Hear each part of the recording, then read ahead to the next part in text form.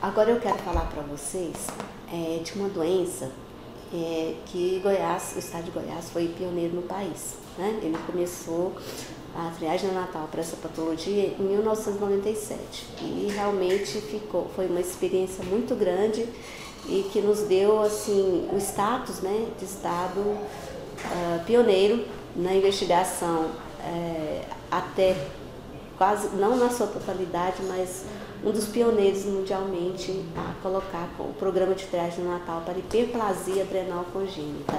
Então vamos falar um pouquinho o que é hiperplasia adrenal congênita, né? Por que ela é tão importante, né? Então, ela é um grupo de doenças autossômica recessiva.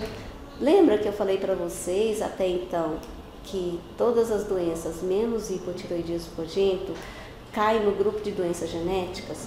Então nós temos aí, dentro da triagem neonatal, doenças que são erros inatos no metabolismo. Posso definir para vocês: fenilcetonúria, deficiência de biotinidase é um erro inato no metabolismo, mas também é uma doença genética, né? É de herança, de caráter, de herança autossômica recessiva.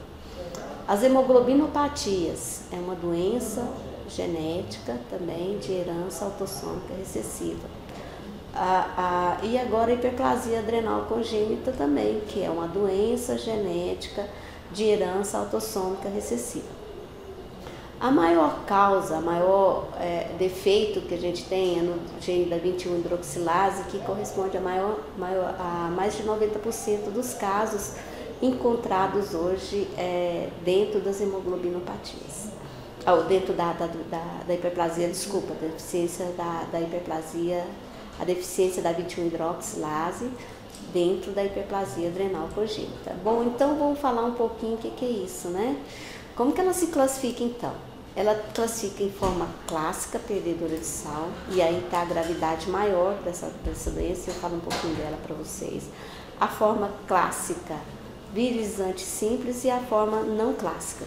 Então nós temos aí três formas apresentadas. A forma não clássica, ela não entra muito dentro do programa neonatal, porque é uma forma de manifestação mais tardia, apesar que em alguns casos a gente faz diagnóstico ao nascimento, não todos, mas alguns sim, e que clinicamente vai apresentar sintomas, né? E que o médico vai poder intervir nessa forma. As outras duas formas já são extremamente graves, né? E vocês vão entender daqui a pouco. Então, quando eu falei para vocês de mutação genética, né?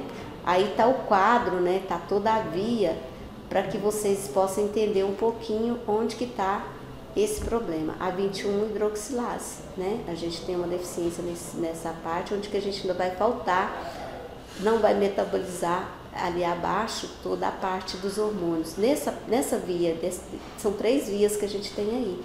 Na primeira via a gente vai ter a falta da aldosterona. Ela também vai interferir na via do cortisol e dos hormônios sexuais masculinos. Então, quando a gente tem uma perda dessa enzima, a gente vai ter uma perda da produção desses hormônios. A aldosterona, ela vai interferir na água, o cortisol no sal e os hormônios sexuais masculinos na formação dessa criança enquanto intraútero também. Eu vou falar um pouquinho mais para vocês. Então, por que demorou tanto uma doença de tamanha importância ser inserida no programa neonatal, de triagem neonatal? Porque ela teria uma particularidade que a menina congenital e ambígua, vocês vão ver daqui a pouco, vocês vão entender melhor, ela seria diagnosticada ao nascimento. Sim, a gente só faria triagem neonatal para os meninos que têm clinicamente uma genitália aparentemente normal, né? Então a gente só ia detectar precocemente os meninos do sexo masculino portador de hiperplasia adrenal congênita. Então como que é isso, né? Vamos falar um pouquinho de frequência ainda, antes de eu passar para a parte da clínica mesmo dessa doença. Ela entra no rol das doenças raras, mas que não é tão rara assim. Quando a gente fechou aí até 2007, e esse curso não muda, gente, mais uma vez eu falo para vocês que uma vez que eu fecho a frequência da doença em um determinado quantitativo populacional, e aí é rastreamento populacional de todos os recém-nascidos de Goiás, ela chegou numa prevalência de 1 para 16.803 em 5 anos, né? 6 anos, na verdade. E alguns anos eu encontrei frequências maiores e outras menores. Anos como 2000 ali, que é um ano que eu encontrei 2 casos, se não me engano. O que aconteceu? Não foi porque eu tive menos incidência na população. Algum fator levou a isso. Quando a gente avaliou o ano de 2000, a gente viu que foi um ano que houve mudança na política, né? Então, os prefeitos foram eleitos, houve uma mudança geral de todos os profissionais da atenção básica que estavam muito pouco treinados, qualificados para fazer o programa de triagem neonatal. Com isso, eu tive um aumento da idade da coleta dessas crianças. Elas chegavam tardiamente à unidade de saúde. Então, as crianças que fizeram mais precocemente, eu encontrei. As que não apareceu aí, por que aconteceu? Foram crianças que foram a óbito antes do diagnóstico clínico. Por quê? Não havia orientação do 3º ao 5º dia, ela compareceu à unidade de saúde e fazer a coleta do teste pezinho. Me preocupa que a gente está vivendo exatamente esse ano agora, né? Nós tivemos aí no final em outubro, novembro, eleição para prefeitos, e a gente tem um movimento hoje dentro da atenção básica, porque os secretários de saúde, muitos deles mudam, e muitas pessoas da atenção básica vão embora e vêm outras pessoas, e muitas vezes elas podem não estar qualificadas. Aí eu tenho uma alteração, que é a queda de cobertura, que lá naquela aula do Programa Nacional mostrei para vocês que me preocupa muito, muitas cidades, inclusive cidades grandes como Goiânia, Aparecida de Goiânia, a gente tem quedas de cobertura do programa. E também um aumento na idade da coleta do recém-nascido, aquela idade que a mãe leva, o responsável leva o recém-nascido para fazer a coleta do teste pezinho. Quando isso acontece, eu tenho uma redução da frequência da detecção dessa doença, porque muitas crianças que passou da 3ª semana de vida, ela vai ter intercorrências graves e pode ir a óbito. Então eu não vou conseguir detectar. Eu vou ter uma falsa incidência dessa doença na minha população nesse período, porém é porque não foi feito o diagnóstico precoce, essas crianças foram a óbito. Então é importante que vocês vejam essa variação dentro do quadro. Hoje a gente já tem uma população profissional de saúde muito mais consciente do Programa Nacional de Triagem Neonatal, que é o 3º e o 5º dia de vida. Então, desde a faculdade a gente já tem essa informação bastante difundida. Então, isso nos ajuda muito a diminuir um pouco essas consequências drásticas das mudanças dos profissionais quando há novas eleições, nos municípios, é claro, né? Bom, então, uma coisa interessante que quando a gente vai avaliar os nascimentos na triagem neonatal, a gente vê que o menino, né, a gente tem muito maior nascimento do sexo masculino do que o sexo feminino. Então a natureza sabe. A gente sabe então que o sexo masculino ele tem muito mais óbito, né, por várias condições, violência e algumas doenças que acontecem também no sexo masculino que leva a óbito de uma maneira maior. Inclusive a hiperplasia é uma delas. O sexo masculino, uma vez afetado, se ele não diagnosticado precocemente, ele é um dos que primeiramente vai a óbito. Ele tem uma intercorrência muito mais grave da doença do que da menina. A menina já consegue um tempo maior sobreviver à doença. Então, é só para vocês verem a prevalência por sexo da doença. Significa isso que tanto a menina como o menino está sendo diagnosticado, né? E que eu tenho uma prevalência muito equilibrada para os dois sexos. É dessa forma que eu avalio se um serviço de triagem neonatal, enquanto diagnóstico precoce, está tendo uma efetividade. Eu estou conseguindo chegar tanto nos meninos como nas meninas. Então, eu estou salvando a vida dos dois. Então o programa ele está de forma correta, ele está tendo o seu papel de forma correta dentro do programa de triagem neonatal. Então qualquer manifestação clínica dessa patologia, dessa doença, logo ao nascimento essa criança já tem uma genitália ambígua, que eu vou mostrar algumas fotos para vocês, ela tem uma perda de peso, ela tem uma desidratação severa e ela tem um escurecimento de pele devido ao excesso da testosterona, do hormônio sexual masculino, né, nessa criança. E também ela apresenta vômitos. Então é esse quadro aí que vai me levar ao óbito a partir da 3ª semana de vida, se não diagnosticada e tratada precocemente. Bom, o teste do pezinho é a dosagem da 17-OH no programa de triagem neonatal e nas provas confirmatórias também eu vou dosar no soro o 17-alfa-hidroxiprogesterona, eu vou ter a androstenediona, que é um hormônio sexual também daquela via que eu mostrei para vocês lá no começo, a testosterona elevada e por defeito da aldosterona e do cortisol eu vou ter sódio baixo e potássio elevado. Aí que vai ser a causa do óbito, né, do bebê, se não tratado precocemente. E como ele nasce com genitália ambígua, eu preciso saber se o sexo é masculino ou feminino, eu faço sexagem genética assim que eu faço a investigação, que eu trago para o serviço de referência para poder fazer o registro civil. Muitas vezes essa criança já foi registrada. E aí, quando eu faço a sexagem genética, que eu vejo se é sexo masculino ou feminino, é que a gente vai, através da assistência social, promover a mudança do sexo no registro civil da criança. Bom, o protocolo é só para vocês entenderem. Eu não vou ater por cada detalhe aí, mas a gente tem casos que é o bebê que nasceu a termo. Aquela criança que tem uma adrenal maturada dentro das 40 semanas de vida, eu tenho um valor de referência, eu tenho um protocolo diferenciado, né? A nossa hiperplasia adrenal congênita acima de 40, eu já faço investigação, eu já levo o serviço de referência imediato. Uma vez quando eu tenho um caso muito alto, e isso é muito comum, eu ter valores extremamente altos nos doentes de hiperplasia adrenal congênitas verdadeiros, porque eu tenho as formas falsos positivas aí.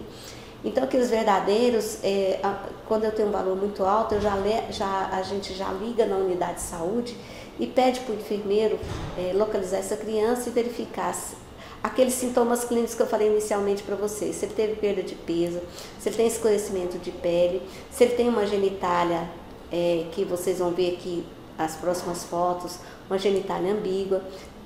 A criança, a menina com a genitália ambígua, ela não vai ter testículo, então eu já peço para verificar se apresenta testículo ou não, se é um menino ou uma menina ali, né?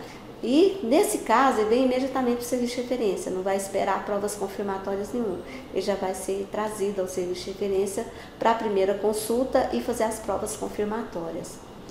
Já o bebê que é prematuro, ele está retido, eu tenho protocolos diferenciados. Como ele é prematuro, a adrenal dele não está totalmente formada, então ele tem resultados alterados, mas não quer dizer que esses resultados alterados sejam por causa da hiperplasia adrenal congênita. É um resultado alterado porque ele é prematuro. Então, os protocolos, no teste do pezinho, o resultado normal vai porque você me apresenta pelo peso, pela prematuridade dessa criança. Então, é a partir daí que eu considero que é normal, que é alterado. Então, também, mesmo bebês prematuros, a gente vai ter protocolos diferenciados, tá? E como que eu trato uma criança com hiperplasia adrenal congênita, né? Vocês viram que eu tenho a via do cortisol ali alterada. Então, os corticoides, então, vão entrar como aporte de tratamento. Os mineralocorticoides, na linaldosterona, também eu tenho uma via interrompida ali. Então, o mineralocorticoide também entra nesse tratamento. E a hidratação, que vocês viram que eles desidratam muito severamente a hidratação. Ainda na forma perdedora de sal, a reposição do sal, porque ela perdeu o sal. Aí vocês vão ver algumas fotos, né? Que nessa foto da esquerda, acima é uma menina com a genitália ambígua, né? Então você vê que os grandes lábios transformou-se numa bolsa escrotal. E o clítoris se transformou num pênis. Então, você vê a cor escura dessa pele desse bebê também. E essa criança, ela foi encontrada muito desidratada. Se você tiver um olhar mais clínico ali, você vê também que ela é uma criança com peso, perda de peso, já está bem magra, né? Então ela teve perda de peso aí bem importante. O mamilo, a parte de genitália bem escurecida também, né? Então é assim que a gente liga para a atenção básica, para a gente verificar se essa criança tem essa clínica aí, se ela apresenta essa clínica. E imediatamente essas crianças já são submetidas ao serviço de referência, já são encaminhadas ao serviço de referência para intervenção clínica precoce, porque essa criança da foto acima aí, ela já está no estado bem grave, né, bem avançado da doença e com risco altíssimo de óbito. Aqui é um menino, mais abaixo aqui, né, o sexo masculino. Você vai ver que também ele tem uma pele escurecida. Essa criança também foi encontrada desidratada, mas a genitália masculina desse menino é um pouco maior do que naturalmente apresentaria também. Mas isso se passa despercebido. Então, provando para vocês que o diagnóstico clínico dessa criança, desse menino, provavelmente passaria despercebido. E aqui da direita, né, vocês vão ver uma menina, né, um Prader, a gente chama de Prader, classificação da masculinização da genitália, vai ser Prader 1, 2, 3, 4 e 5.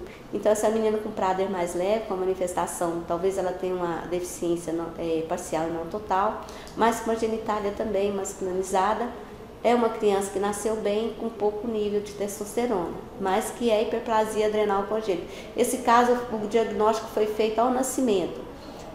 Após as nossas aulas, a enfermeira da maternidade viu essa criança com essa genitália um pouco mais, com esse clítoris um pouco mais aumentada, essa parte dos grandes lábios também um pouco maior, e que ela ligou e fez a coleta do teste do pezinho, e com 6 dias de vida a gente já tinha o diagnóstico dessa criança. Aí a parte cirúrgica, né, mostrando que uma criança um pouco mais velha, ela tem o clítoris avançado, aumentado e não tem canal vaginal aberto, é uma menina. Então a parte cirúrgica também é uma das formas de tratamento da hiperplasia adrenal congênita. Aí no pós-cirúrgico aí, né, onde foi fotografado essa foto, é o início da cirurgia e o término da cirurgia. Aí outros casos também, de classificação também, essa primeira foto tem um canal vaginal aberto, só tem um clítoris aumentado, e mesmo assim foi feita a cirurgia corretiva da genitália externa dessa menina. Isso aí é uma menina, gente, tá? Outras fotos de Prader menor, como eu mostrei aquela foto para você daquela menina lá, a inicial, né? Uma genitália menos virilizada também pode acontecer, e a correção cirúrgica posterior dessa genitália também, tá? Então, são outras formas de tratamento. Então, só para vocês entenderem, resumindo a nossa aula que termina aqui. A criança vai a óbito a partir da terceira semana de vida, uma vez que não diagnosticada através do programa de triagem neonatal. Aquela perdedora de sal. Lembra que eu falei para vocês que ela pode ser perdedora de sal ou virilizante simples. Crianças que não foram submetidas à triagem neonatal e que teve a forma virilizante simples, elas vão crescer com o sexo, se for registrada com o sexo, identificada com o sexo errado, ela vai crescer como um menino, como sexo masculino, e não vai ser identificada através do teste pezinho, não vai ter interferência nenhuma. Então ela vai chegar na fase adulta como sexo masculino, vai ter uma infertilidade e que vai estar aparecendo nos consultórios buscando tratamento para a sua infertilidade, não por causa da sua condição de hiperplasia adrenal congênita, né? Que deveria ter sido identificada ao nascimento e não foi. Então ela não vai sofrer a ação ela vai ter hormônio do aldosterona e cortisol, vai estar normal, e ela vai desenvolver, vai ter vida normal, apenas sofrendo a ação da virilização severa, né, ao nascimento, tendo um registro do sexo dela errado. Então ela vai ter o sexo social masculino e não feminino. E com certeza no futuro, quando for fazer a investigação, existem muitos relatos de desses casos que foram investigar a sua sexualidade e que encontraram com aquele homem, né, adulto, ele tinha útero e ovário. Na verdade, ele tinha um perfil XX e não, ele era considerado XX, mas na verdade ele tinha um perfil XY. Faz alguma alteração nessa altura do campeonato? Não, não tem como mais você alterar uma pessoa que viveu a vida toda como sexo masculino, né? Apesar dele ser feminino. ter útero e ovário. Então, todas essas condições clínicas da hiperplasia, a gente tem que ser feito ao nascimento para que a gente faça todas essas alterações da vida desse portador, né? E faça intervenções precoces para evitar toda essa gravidade da doença que vocês viram aí. Então, Goiás é pioneiro, né? Acontece isso desde 1997, a gente faz rastreamento para triagem neonatal. E hoje o restante do país, a partir de 2014, é que começou a fazer o rastreamento para essa patologia. Então, imagine quantos casos que a gente tem por aí nesse país nosso, né? Então, muito obrigada. Finalizo aqui a minha apresentação.